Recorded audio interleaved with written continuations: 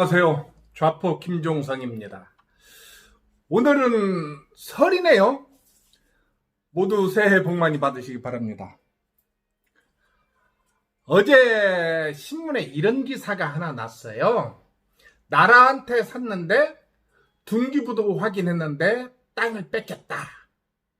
이게 무슨 말일까요? 내용을 한번 살펴볼까요? 지난 2016년도 5월에 50대 A씨는 송모씨로부터 남양주에 있는 아파트를 하나 샀습니다. 그런데 2017년 초에 A씨에게 법원에서 소장이 하나 날라왔습니다. 매도인 송씨 남편의 조카가 자신의 상속을 받아야 하는데 이 아파트가 자격이 없는 사람이 상속을 받고 이것을 A씨에게 팔아버렸다, 그 내용입니다. 다시 말해서 매도인 송씨의 남편이 사망을 하고 그 땅이 매도인에게 넘어갔어요. 매도인은 상속을 받아서, 그게 부인이죠. 부인은 그 땅을 상속받아서 A한테 팔아버렸습니다. 어느 날 갑자기 이미 사망한 매도인의 남편의 조카가 매도 계약 자체가 무효라며 소송을 걸어온 것입니다.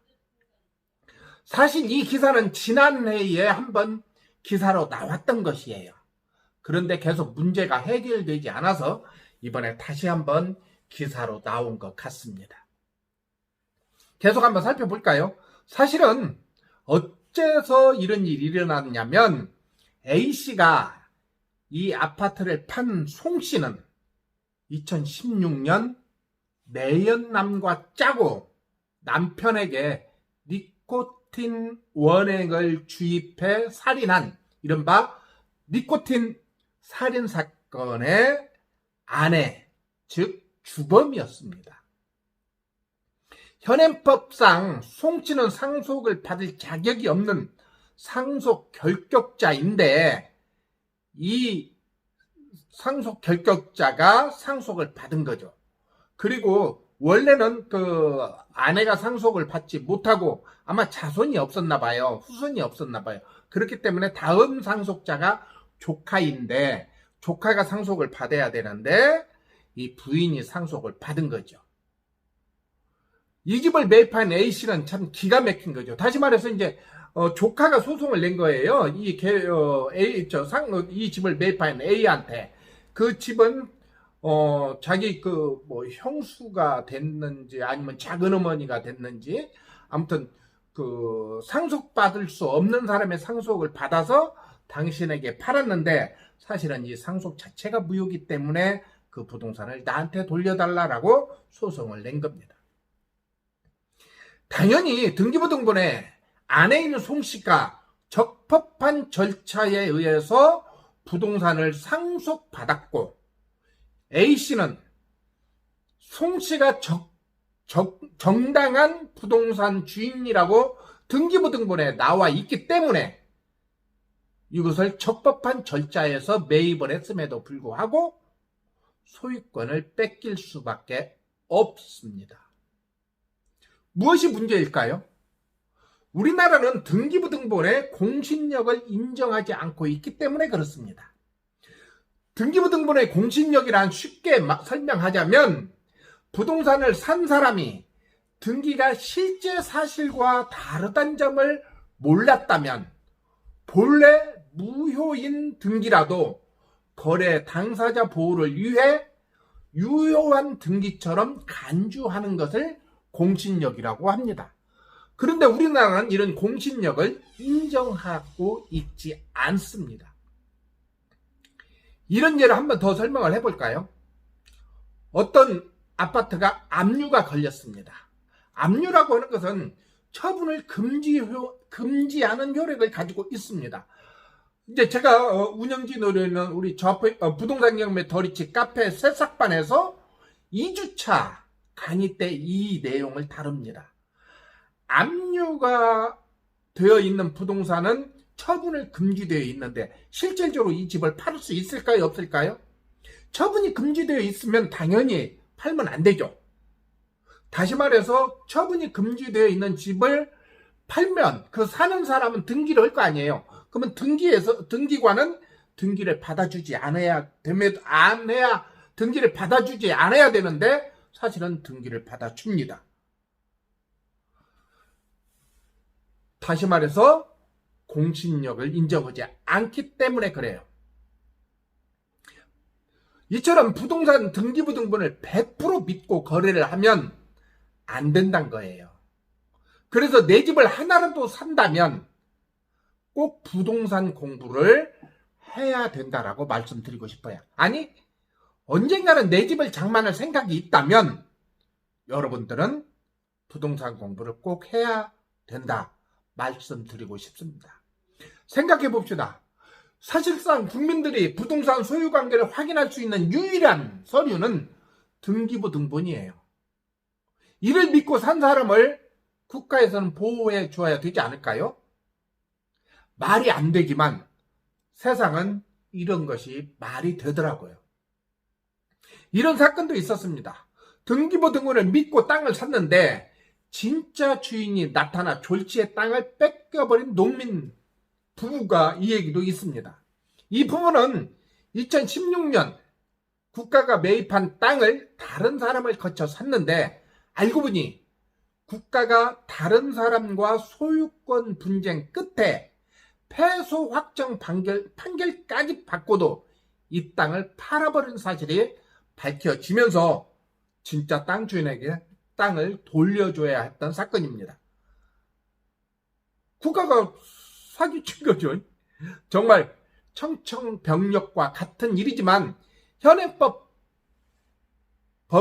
현행법에서나 판례상으로는 농민 부부가 땅을 지킬 수 있는 방법은 없습니다.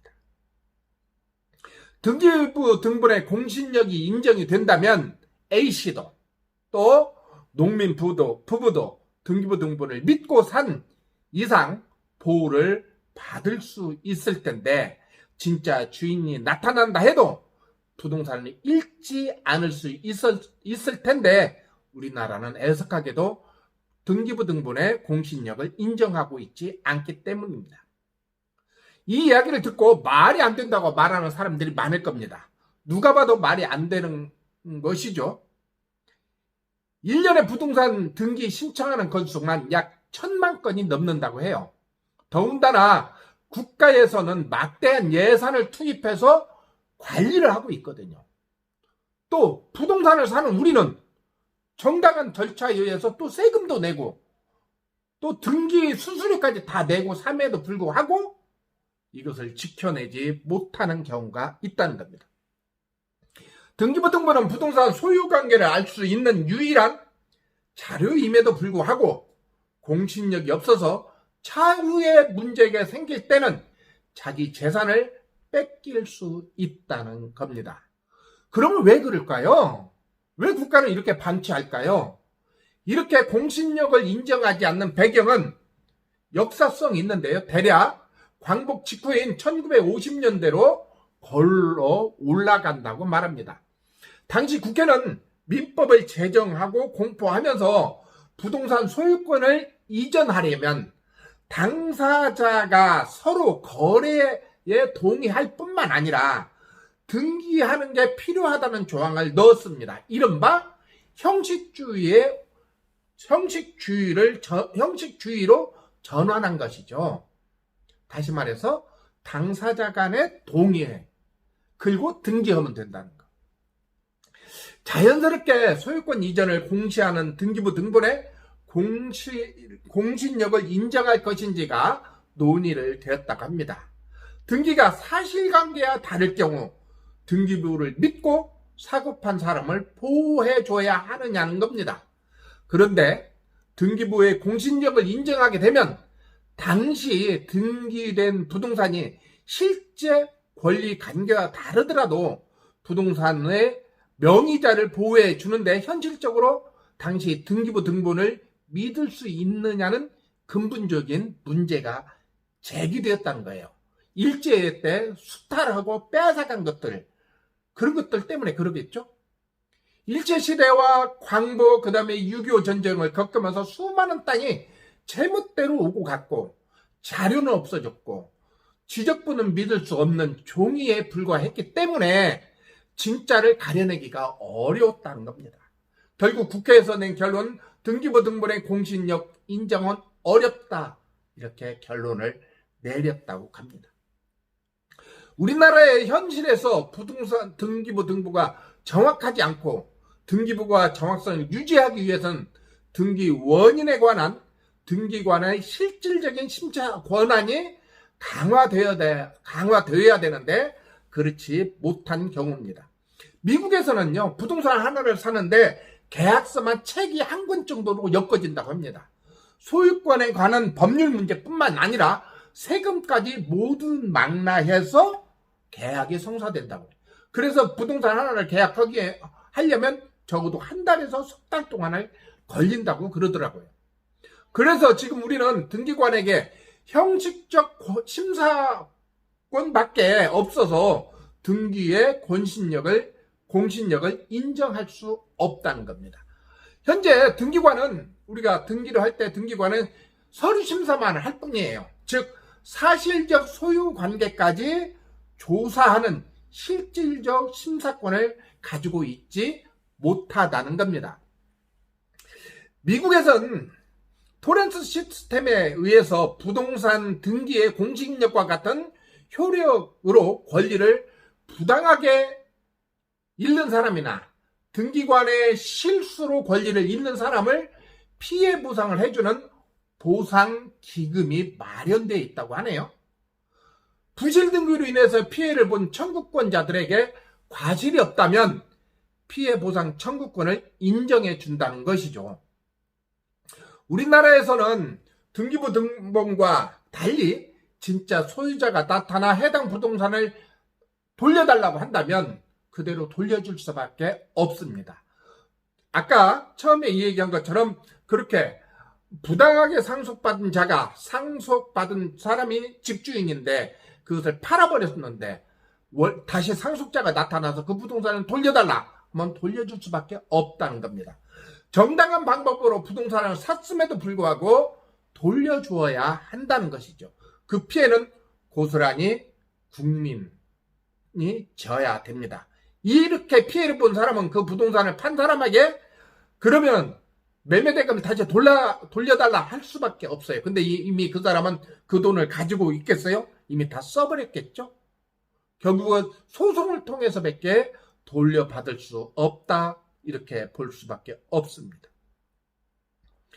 만약 등기관청의 고의나 과실로 부실 등기가 발생한 것이라면 피해를 본 국민은 정부를 상대로 국가배상 청구가 가능하지만 일반인들로는 어디 그게 쉽겠습니까? 정부는 부동산 가격이 내릴 때 어떻게든 올리려는 정책을 씁니다.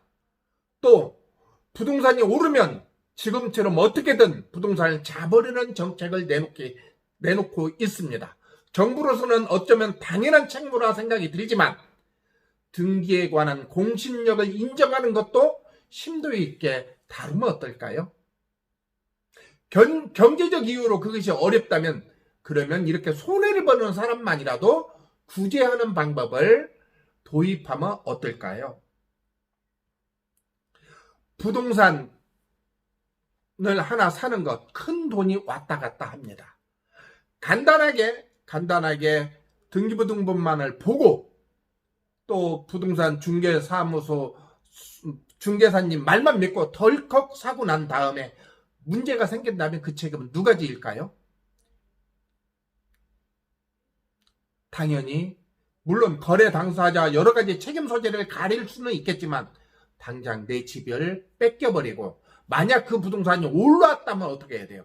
오른 것은 하나도 내가 가져올 수 없는, 그래서 우리는 공부를 해야 된다, 이렇게 말씀을 드리고 싶습니다. 다시 한번 말씀드리면 우리나라가 채택하고 있는 부동산 등기부 등본은 공신력이 없다. 그래서 그것만 믿고 거래를 하는 것은 위험할 수 있다. 여기까지 말씀드리겠습니다. 그러면 여기서 마치겠습니다. 안녕히 계세요.